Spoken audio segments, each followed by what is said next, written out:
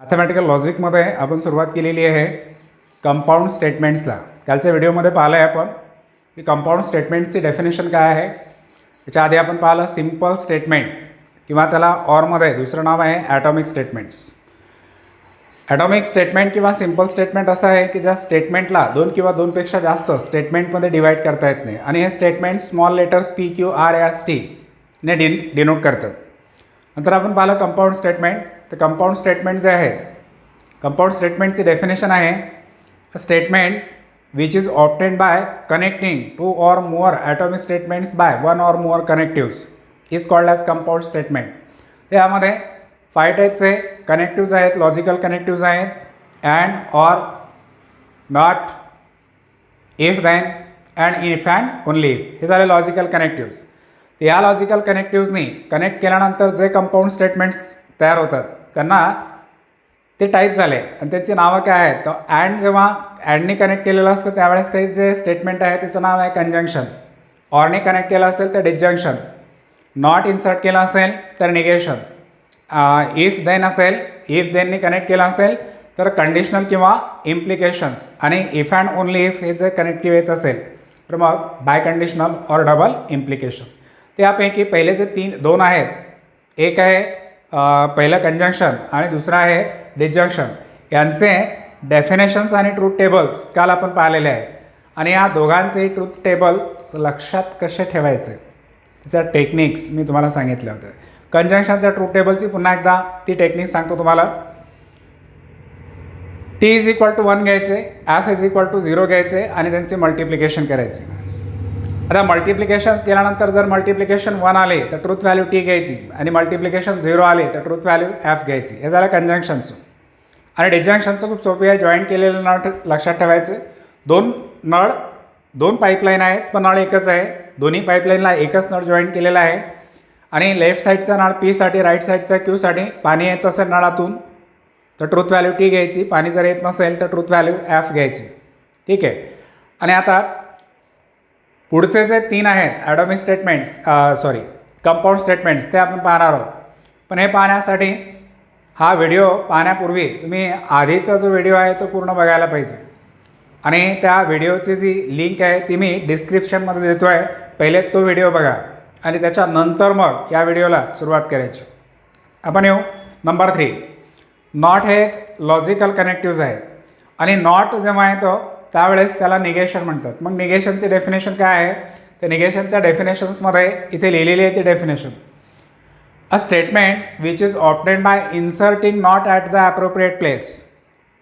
Statement which is obtained bye inserting not, कोणतं कनेक्टिव्ज, not हे कनेक्टिव्ज कुठे, ॲट द ॲप्रोप्रिएट प्लेस, योग्य ठिकाणी जर नॉट इन्सर्ट केलं स्टेटमेंटमध्ये.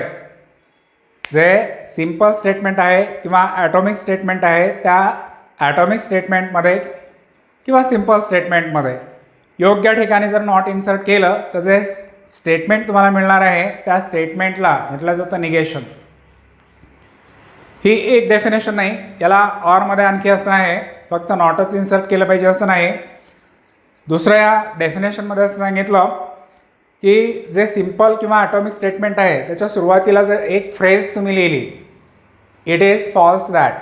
काय फ्रेज आहे, इट इज फॉल्स दॅट. ऑरमध्ये सांगितलेलं आहे by writing the phrase it is false that. एक फ्रेज आहे. किंवा दुसरी फ्रेज आहे it is not true that. It is not true that. ह्या दोनपैकी कोणतीही एक फ्रेज जर ॲटॉमिक स्टेटमेंट किंवा सिम्पल स्टेटमेंटच्या सुरुवातीला तुम्ही लिहिली तर जे स्टेटमेंट तयार होतं त्या स्टेटमेंटला म्हटलं जातं निगेशन. दोनपैकी कुठलंही एक तर नॉट इन्सर्ट करा योग्य ठिकाणी आणि जर नॉट इन्सर्ट करायचं नसेल तर मग ही फ्रेज लिहायची. अशा वेळेस जे स्टेटमेंट तुम्हाला मिळतं त्याला म्हटलं जातं निगेशन्स. म्हणून खूप सोपी आहे. आता नॉट कुठे इन्सर्ट करायचं तर ऑक्झिलरी वर्ब जे आहेत ना त्या ऑक्झिलरी वर्ब्स तुम्हाला माहिती पाहिजेत आणि ऑक्झिलरी वर्बला लागूनच लगेच नंतर नॉट इन्सर्ट करायचं. पण काही सेंटेन्स असे राहतात की त्यांच्यामध्ये ऑक्झिलरी वर्ब येत नाही तर अशा वेळेस त्याचा टेन्स बघायचं कोणता आहे. जर प्रेझेंट असेल तर मग डू नॉट लिहायचं. जर फास्ट टेन्स असेल तर मग डीड नॉट लिहायचं आणि जर समजा त्याला वर्बला एस किंवा एस लागलेला असेल तर मग डज नॉट लिहायचं. लक्षात आहे. आता काही एक्झाम्पल्स मी इथे लिहिलेले आहे आणि त्यांचे निगेशन्स आपल्याला लिहायचे. Two is an even number हे एक सिम्पल स्टेटमेंट आहे किंवा ॲटॉमिक स्टेटमेंट आहे आणि याचं आपल्याला निगेशन लिहायचं आहे. ते सिम्पल स्टेटमेंट आहे. याला मी पीने डिनोट करतो आहे. हे झालं ॲटॉमिक स्टेटमेंट पी आणि या पी ॲटॉमिक स्टेटमेंटचं आता आपल्याला निगेशन पाहिजे. Two is an even number याचे निगेशन दोन प्रकारे आपण लिहू शकतो. पहिल्या डेफिनेशनचा जर विचार केला तर आपल्याला नॉट इन्सर्ट करायचं. नॉट इन्सर्ट कुठे करणार, त्यामध्ये ऑक्झिलरी वर्ब कोण आहे, इज. त्याचं निगेशन येणार आहे two is not an even number. Two is not an even number.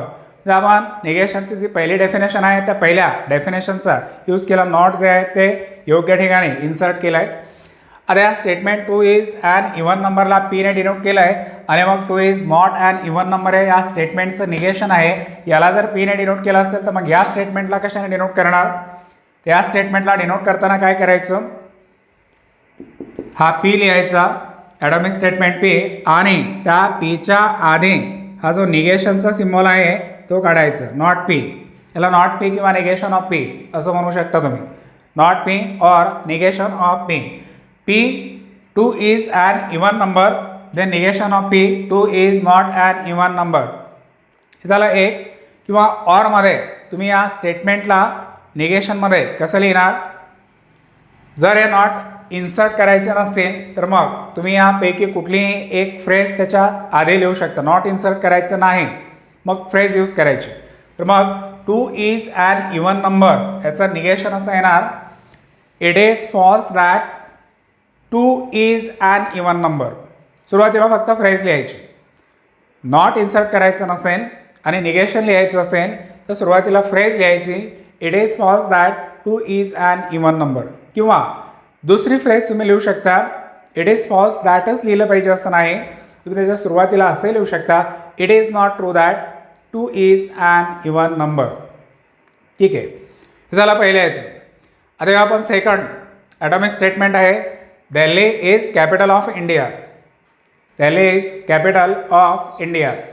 हे झालं आहे ॲटॉमिक स्टेटमेंट. यालाही मी सपोज क्यूने डिनोट करतो आहे. हे क्यू आहे ॲटॉमिक स्टेटमेंट क्यू आणि याचं आपल्याला निगेशन लिहायचं आहे. निगेशन लिहायचं तर यामध्ये ऑक्झिलरी वर्ब कोण आहे, इज. मग याचं निगेशन येणार आहे Delhi is not capital of India. Delhi is not capital of India. याला कशाने डिनोट केलं होतं, Delhi is capital of India कोण आहे, क्यू. ॲटॉमिक स्टेटमेंट आहे. मग याचं निगेशन लिहिलं आपण, Delhi is not capital of India. Not insert केलेला आहे ॲप्रोप्रिएट प्लेस ऑक्झिलरी वर्बच्या जागेवर. ते हे निगेशन लिहिताना आपण लिहू, हे निगेशनचा सिम्बॉल काढायचा आणि क्यू लिहायचं. Negation of Q, Delhi is not capital of India. Q काय आहे, Delhi is capital of India. The negation of Q, Delhi is not capital of India. हे झालं एक. किंवा दुसरं निगेशन तुम्ही असं लिहू शकता, it is false that Delhi is capital of India. किंवा आणखी निगेशन असं लिहू शकता, it is not true that Delhi is capital of India. ठीक आहे. हे झालं दुसरं एक्झाम्पल. नंबर 3 पुढलं एक्झाम्पल आहे, the sun sets in the west. The sun sets in the west हे एक स्टेटमेंट आहे. याला सपोज मी आरने डिनोट केलं आहे, ॲटॉमिक स्टेटमेंट आर. आणि याचं मला आता निगेशन लिहायचं आहे. तर नॉट इन्सर्ट करून जर निगेशन लिहायचं झालं तर यामध्ये ऑक्झिलरी वर्ब पाहिजे, पण ऑक्झिलरी वर्ब आलेलं नाही आहे. मग लक्षात द्या, जे वर्ब आहे ना त्याला यस लागलेला आहे.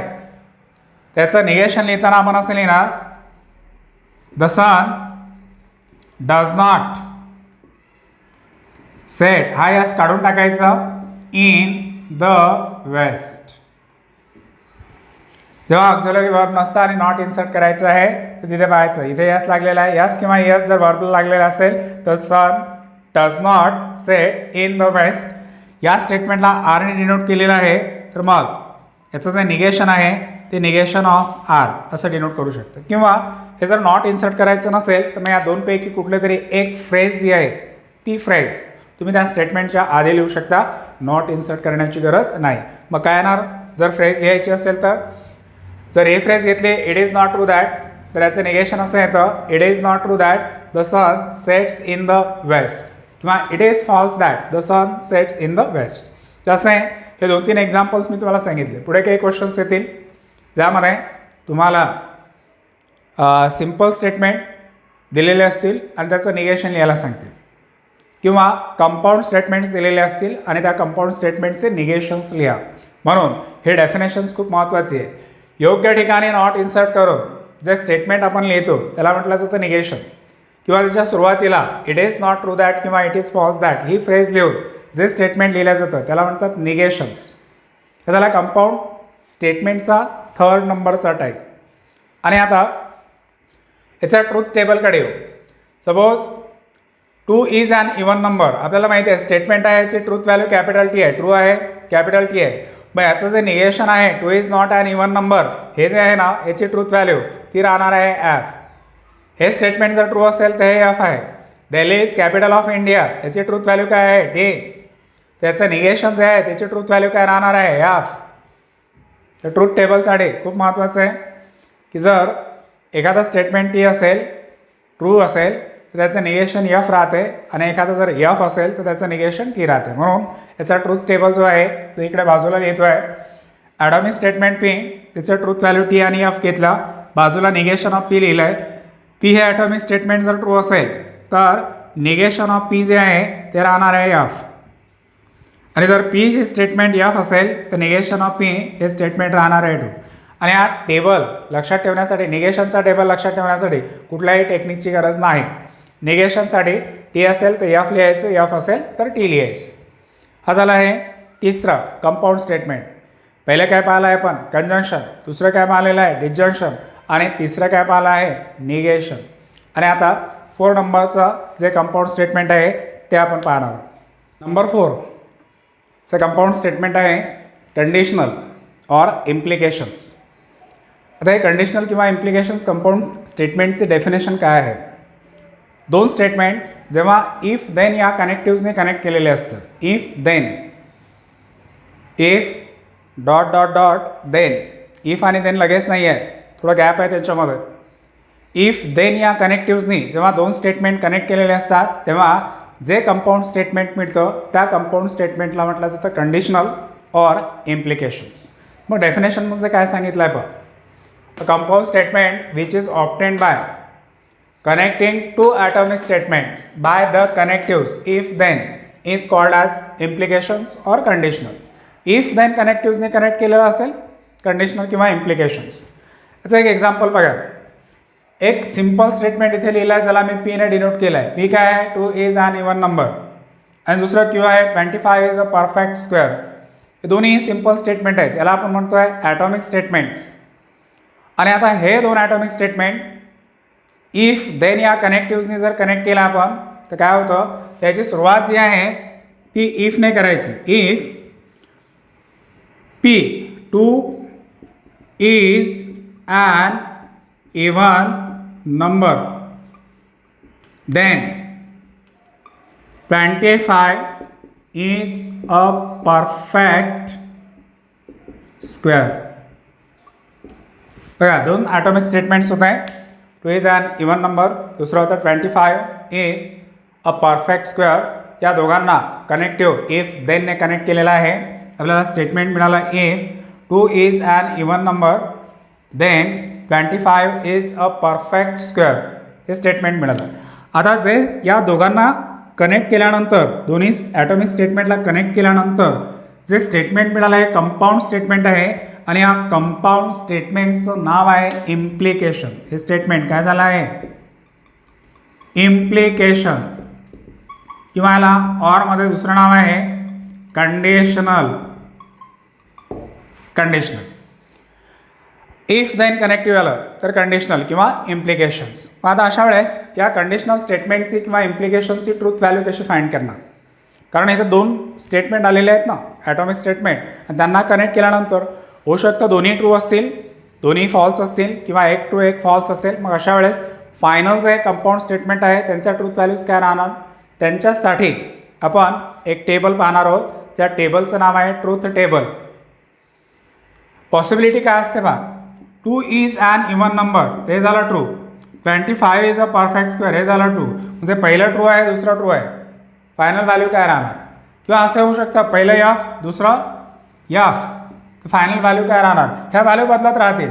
पहिलं जे आहे ते टी आणि दुसरं जर यफ असलं तर मग ट्रूथ व्हॅल्यू काय राहणार, चेंज होत राहणार आहे ना. त्याच्यासाठी आपण ट्रूथ टेबल जो आहे तो पाहतो आहे. आणि म्हणून या ट्रूथ टेबलमध्ये पहिला जो कॉलम आहे तो पी ॲटॉमिक स्टेटमेंटसाठी, दुसरा जो आहे तो क्यूसाठी. आणि मग आता या दोघांना इफ देनने कनेक्ट केलेला आहे, तर पी आणि क्यू यांना इफ देनने कनेक्ट केलेला आहे. तर इफ देनचा जो सिम्बॉल आहे तो मी सांगितलं तुम्हाला या टाईपचं, एक रे काढायचं, एकाच बाजूला बाणाचं टोक दाखवायचं आणि एका बाजूला राहू द्यायचं. याला इम्प्लिकेशन्स असं वाचायचं, पी इम्प्लिकेशन क्यू किंवा पी कंडिशनल क्यू. आता 2 ॲटॉमिक स्टेटमेंट आहेत आणि मग यांच्या ट्रूथ व्हॅल्यूज काय राहणार आहेत, तर सेम तो फॉर्म्युला मी सांगितला होता तसा 2 टू द पॉवर n हा फॉर्म्युला यूज करा. 2 ॲटॉमिक स्टेटमेंट आहेत पी आणि क्यू, तर यांची व्हॅल्यू झाली 2. 2चा काय येणार स्क्वेअर, 2चा स्क्वेअर काय 4. तर पीच्या 4 व्हॅल्यूज इथे लिहायच्या आहेत तुम्हाला आणि क्यूच्या 4 व्हॅल्यूज लिहायच्या आहेत. म्हणजे सर्व पॉसिबिलिटीज येऊन जातात. मग आता कोणत्या पॉसिबिलिटीज राहणार आहे, तर 4 पॉसिबिलिटीज आहेत, त्यापैकी हाफ टी आणि हाफ यफ घ्यायचं. पीच्या 4 व्हॅल्यूज येणार, त्यापैकी हाफ टी आणि हाफ यफ घ्यायचा. मग 4 पैकी हाफ जर टी घ्यायचे झाल्या तर आपल्याला 2 टी घ्याव्या लागतील. तर पीच्या 2 व्हॅल्यू टी घेतला आणि 2 व्हॅल्यू यफ घेतला. आणि क्यूचा व्हॅल्यू घेताना 4च व्हॅल्यू घ्यायचं आहे, पण आता ते अल्टरनेट घ्यायचं, टी एफ, पहिले टी नंतर यफ पुन्हा टी आणि यफ. म्हणजे आता इथे सर्व पॉसिबिलिटी झाल्या. हे पी आणि क्यू स्टेटमेंटपैकी दोन्ही ट्रू असू शकतात, किंवा पहिला ट्रू दुसरा फॉल्स असू शकते, किंवा पहिलं फॉल्स दुसरं ट्रू असू शकते, किंवा दोन्हीच्या दोन्ही फॉल्स असू शकतात. त्यापेक्षा वेगळी पॉसिबिलिटी असू शकत नाही. मग अशा वेळेस यांचं फायनल जे कंपाऊंड स्टेटमेंट आहे त्यांच्या ट्रूथ व्हॅल्यूज काय राहणार आहे. पहिले बुकमध्ये जे टेबलमध्ये सांगितलेलं आहे ते मी इथे लिहितो आहे, आणि नंतर मग याला लक्षात ठेवण्याची टेक्निक मी तुम्हाला सांगतो आहे. तर टेक्स्टबुकमध्ये त्यांनी काय सांगितलं आहे पहा, कंडिशनल किंवा इम्प्लिकेशनच्या ट्रूथ टेबलच्या वेळेस पी जर टी असेल, क्यू जर टी असेल, ते ट्रूथ व्हॅल्यू राहणार आहे टी. पी जर टी असेल आणि क्यू जर यफ असेल तर ट्रूथ व्हॅल्यू राहणार यफ. पीची व्हॅल्यू जर टी असेल, पीची व्हॅल्यू जर यफ असेल आणि क्यूची व्हॅल्यू जर टी असेल, तर इथे फायनल स्टेटमेंटची ट्रूथ व्हॅल्यू जी आहे ती टी राहणार. आणि पीची व्हॅल्यू जर यफ असेल आणि क्यूची व्हॅल्यू जर यफ असेल तर फायनल स्टेटमेंटची ट्रूथ व्हॅल्यू टी राहणार. टेक्स्टबुकमध्ये अशा टाईपचा ट्रूथ टेबल हा कंडिशनल किंवा इम्प्लिकेशनसाठी दिलेला आहे. मग आता टेबल जर तुम्हाला लक्षात ठेवायचा असेल तर तुम्ही कसा लक्षात ठेवणार, तर बरेच जण लक्षात असं ठेवतात की कंडिशनल और इम्प्लिकेशनच्या वेळेस सुरुवातीला टी आणि यफ असेल तर यफ राहते, अदरवाईज टी. म्हणजे बघा ही कंडिशन लक्षात ठेवतात ते, की या इम्प्लिकेशनच्या वेळेस सुरुवातीला टी नंतर यफ असेल तर मग फायनल व्हॅल्यू जी आहे ती यफ राहते, अदरवाईज मग कोणत्याही मागे पुढे जरी झालं तर आन्सर टीच राहणार आहे. पण हे सर्व थोडंसं कन्फ्यूज करणारं असतं. त्या टेबलची टेक्निक जर तुम्हाला माहिती नसेल ना, तर जेव्हा तुम्ही हे टेबल सॉल्व करणार त्यावेळेस याची गरज आहे आपल्याला. मी पुन्हा एकदा सांगतो, भूकंपट्टी करू नका, याच्या टेक्निक ज्या आहेत त्या लक्षात ठेवा. आता हे जे असं लक्षात ठेवलं तर ही भूकंपट्टीच होणार आहे की कशा पद्धतीने. त्याच्यासाठी मी तुम्हाला एक गोष्ट सांगतो आणि ती तुमच्याशीच रिलेटेड आहे. पहिले एकदा ह्या व्हॅल्यूज वाचून घ्या. पहिली जी आहे ती टी आहे, नंतर यफ आणि मग 2 टी आहे. त्या व्हॅल्यूज कशा आल्या त्यासाठी कशा लक्षात ठेवायच्या त्यासाठी मी एक टेक्निक तुम्हाला सांगतो आहे. तुमच्यापैकी प्रत्येकजण दरवर्षी अभ्यास करता ना, आणि परीक्षा देतो. आता बघा तुम्ही अभ्यास केला आणि तुमचा रिझल्ट लागला, आणि तो रिझल्ट जर तुम्ही खूप मेहनत केली आणि तुमचा रिझल्ट जर पासचा आला असेल, तुम्ही पास झाले एक्झाममध्ये, तर तुम्हाला आनंद होतो. जस्ट एक उदाहरण सांगतो मी तुम्हाला. फक्त एवढी गोष्ट जी आहे ती लक्षात ठेवा की तुम्ही मेहनत केली, अभ्यास केला आणि परीक्षा दिल्यानंतर तुमचा रिझल्ट आला आणि तुम्ही पास झाले, तुम्हाला आनंद झाला. पण आता असं होतं कधी कधी की आपण खूप मेहनत करतो, पण रिझल्ट जेव्हा येतो त्यावेळेस रिझल्टमध्ये फेल आलेलं असते, तर त्यावेळेस दुःख होते. बरोबर आहे ना. अभ्यास केला, पास झालो तर आनंद होतो. 4 कंडिशन सांगतो मी तुम्हाला. पहिली कंडिशन, तुम्ही अभ्यास केला, तुम्ही पास झाले, तुम्हाला आनंद झाला. 1. नंबर 2, तुम्ही अभ्यास केला पण तुम्ही फेल झाले, तर तुम्हाला दुःख होणार आहे. नंबर 3, तुम्ही अभ्यास केलाच नाही पण तुम्ही पास झाले, तर तुम्हाला आनंद होणार आहे. होणार ना. आणि नंबर 4, तुम्ही अभ्यास केला नाही आणि तुम्ही फेल झाले, तर तुम्हाला दुःख तर होणारच नाही, कारण तुम्हाला माहिती आहे की तुम्ही अभ्यास केलाच नव्हता आणि रिझल्ट आधीच माहिती होता की तुम्ही फेल होणार आहात, त्याच्यामुळे नाराज होण्याचा प्रश्नच नाही आहे. चौथी कंडिशन, तुम्ही अभ्यास केला नाही आणि तुम्ही फेल झाले, तर तुम्हाला दुःख होणार नाही. आता ह्या 4 कंडिशन्स मी पुन्हा एकदा रिपीट करतोय. तुम्ही अभ्यास केला, तुम्ही पास झाले, तुम्हाला आनंद झाला. तुम्ही अभ्यास केला, तुम्ही फेल झाले, तुम्हाला दुःख झालं. तुम्ही अभ्यास केला नाही, तुम्ही पास झाले, तुम्हाला आनंद झाला आहे. तुम्ही अभ्यास केलाच नाही आणि तुम्ही फेल झाले, तुम्हाला दुःख झालेलंच नाही. हे लक्षात द्या. जर तुम्हाला आनंद होत असेल तर ट्रूथ व्हॅल्यू टी घ्यायची, आणि जर तुम्ही दुःखी होत असाल तर ट्रूथ व्हॅल्यू एफ घ्यायची. या पीमध्ये पीचा जो कॉलम आहे तो तुम्ही केलेला अभ्याससाठी घ्यायचं, तुम्ही केलेला स्टडीसाठी घ्यायचं. या पहिल्या कॉलममधल्या ज्या व्हॅल्यूज आहेत ना, कंडिशनल किंवा इम्प्लिकेशनच्या वेळेस हा जो ट्रूथ टेबल आहे तो लक्षात ठेवायचा असेल तर पीच्या ज्या व्हॅल्यूज आहेत त्या तुम्ही केलेला स्टडी, आणि क्यू म्हणजे तुमचा रिझल्ट. तुम्हाला आनंद होत असेल तर ट्रूथ व्हॅल्यू टी लिहायची, तुम्हाला दुःख होत असेल तर ट्रूथ व्हॅल्यू एफ लिहायची. पीमध्ये ज्या व्हॅल्यूज घेतलेल्या आहेत त्या तुमचा स्टडी आहे. टीचा अर्थ तुम्ही अभ्यास केला, एफचा अर्थ तुम्ही अभ्यास केला नाही. टी म्हणजे अभ्यास केला, एफ म्हणजे अभ्यास केलेला नाही आहे. क्यूचा जो कॉलम आहे त्यामध्ये टीचा अर्थ काय होतो, तुम्ही पास झाले, आणि एफचा अर्थ होतो तुम्ही फेल झाले. आनंद होत असेल तर ट्रूथ व्हॅल्यू इकडे टी लिहा, आणि जर दुःख होत असेल तर ट्रूथ व्हॅल्यू जी आहे ती एफ लिहायची. समजलं आहे का. पुन्हा एकदा रिपीट करतो. पीच्या ज्या व्हॅल्यूज आहेत त्या तुमच्या स्टडीसाठी घ्यायच्या. पीमध्ये जो टी आहे त्याचा अर्थ तुम्ही अभ्यास केला, एफचा अर्थ होतो तुम्ही अभ्यास केलेला नाही. क्यूमध्ये जो टी आहे त्याचा अर्थ होतो की तुम्ही पास झाले, एफचा अर्थ होतो तुम्ही पास झालेले नाही, तुम्ही फेल झाले. आणि तुम्हाला जर आनंद होत असेल तर ट्रूथ व्हॅल्यू टी घ्यायची, आणि जर दुःख होत असेल तर ट्रूथ व्हॅल्यू एफ घ्यायची. आता पहिली कंडिशन, पीची व्हॅल्यू टी आहे, तुम्ही अभ्यास केला आणि तुम्ही पास झाले, तुम्हाला आनंद होणार आहे. अभ्यास केला, पास झाले, आनंद होणार आहे, ट्रूथ व्हॅल्यू लिहा टी. दुसऱ्या कंडिशनवर या, ज्या मी आधी सांगितल्या होत्या तुम्हाला त्याच कंडिशन्स आहेत इथे. सेकंड नंबर, तुम्ही अभ्यास केला पण तुम्ही फेल झाले, दुःख होणार आहे. दुःख होणार म्हणजे ट्रूथ व्हॅल्यू काय राहणार आहे, एफ. तिसऱ्या कंडिशनवर या, तुम्ही अभ्यास केलाच नाही तरी पास झाले, आनंद होणार आहे, ट्रूथ व्हॅल्यू घ्यायची टी. आणि चौथ्या कंडिशनवर यायचं, तुम्ही अभ्यास केला नाही आणि तुम्ही फेल झाले, दुःख होणार नाही, कारण मेहनत वाया गेलेलीच नाही आहे आपली, तर ट्रूथ व्हॅल्यू जी आहे तीच राहणार आहे लास्टमध्ये. म्हणून कंडिशनल किंवा इम्प्लिकेशन्सचा जो टेबल आहे तो लक्षात ठेवण्यासाठी ही टेक्निक जी आहे ती जर लक्षात ठेवली तुम्ही तर 10 टेबल पाठ करण्याची गरज नाही. खूप सिम्पल आहे. एकदा या 4ही कंडिशन्स मी रिपीट करतो आहे. तुम्ही अभ्यास केला, तुम्ही पास झाले, आनंद झाला. तुम्ही अभ्यास केला, तुम्ही फेल झाले, दुःख झाले. तुम्ही अभ्यास केला नाही, तुम्ही पास झाले, आनंद होणार आहे. तुम्ही अभ्यास केला नाही, तुम्ही फेल झाले, दुःख तर होणारच नाही आहे, कारण आपण मेहनत केलेलीच नसते. यासाठी आणखी एक दुसरं एक्झाम्पल आहे. ते एक्झाम्पल लक्षात ठेवण्यासाठी दुसरं एक एक्झाम्पल आहे, ते लक्षात कसं ठेवायचं ते मी तुम्हाला नंतर सांगणार आहोत, किंवा आत्ताच सांगतो आहे ना.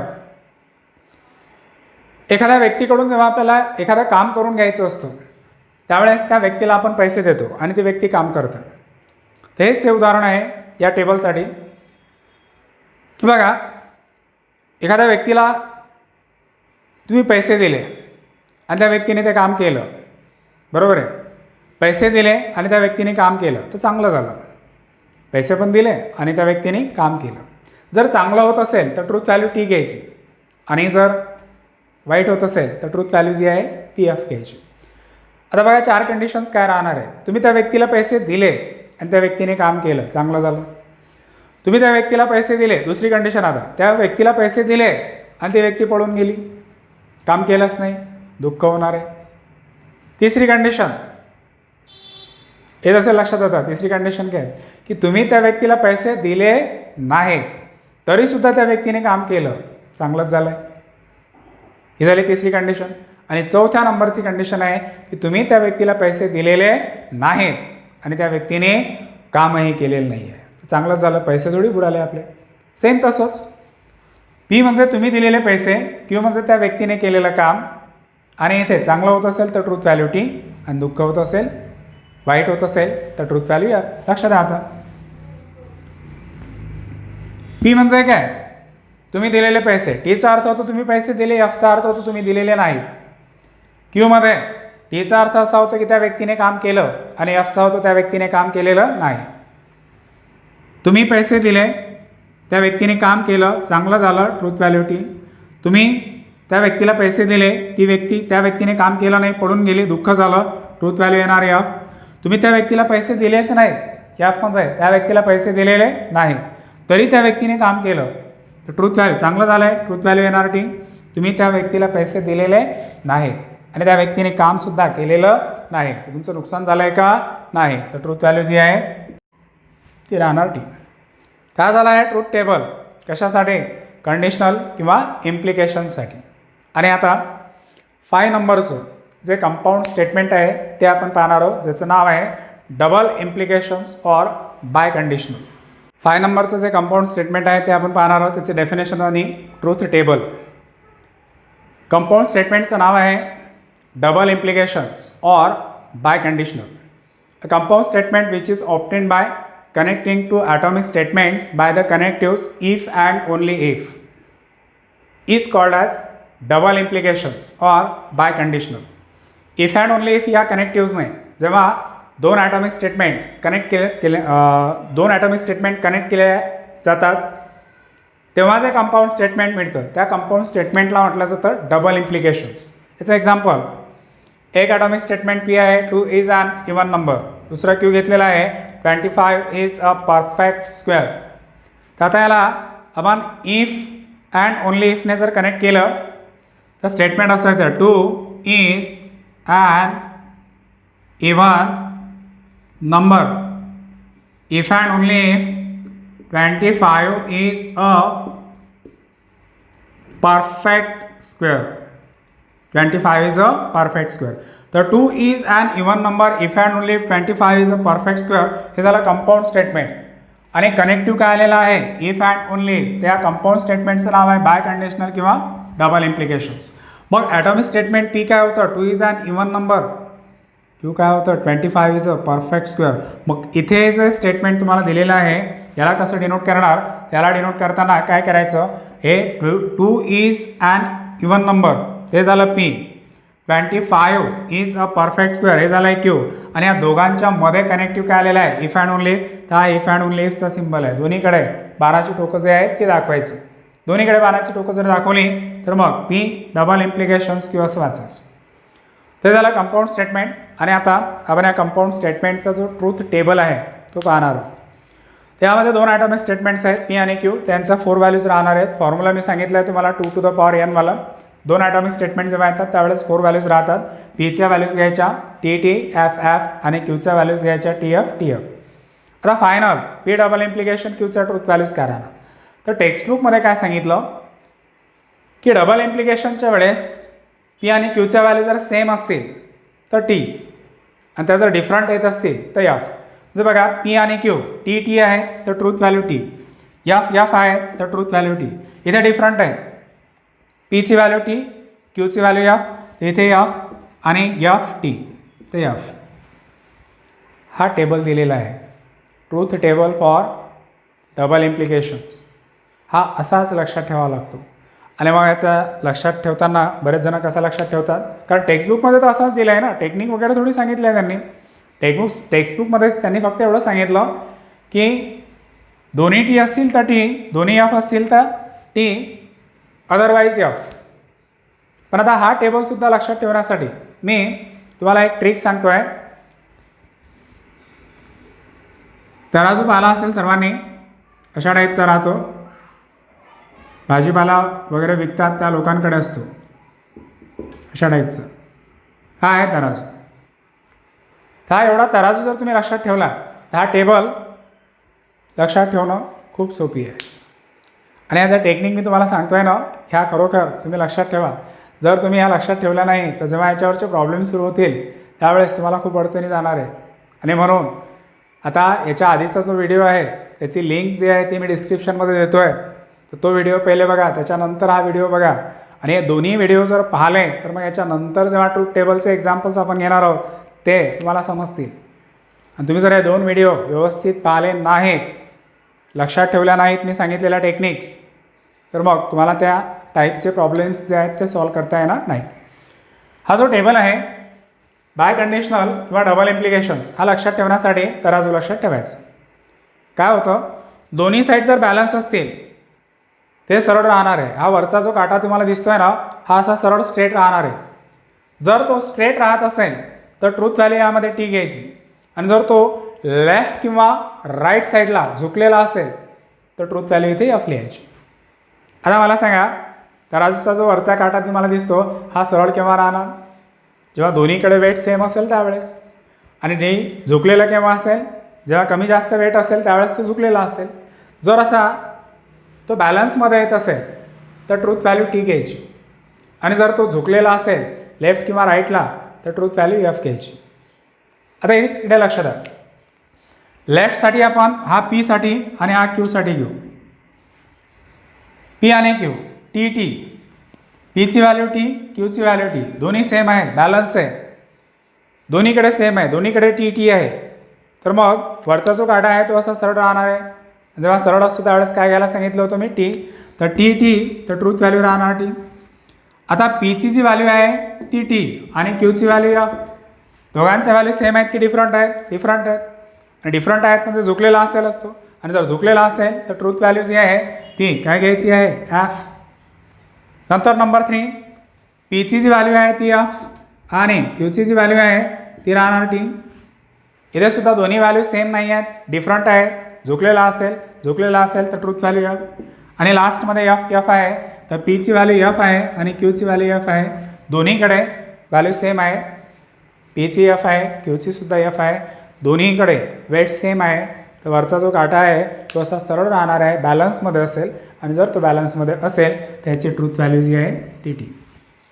जेव्हा डबल इम्प्लिकेशन्स किंवा बाय कंडिशनलचा ट्रूथ टेबल तुम्हाला लक्षात ठेवायचं असेल, तुम्ही जर हा तराजू फक्त डोळ्यासमोर आणला तरी तुम्ही हा ट्रूथ टेबल जो आहे तो तयार करू शकता.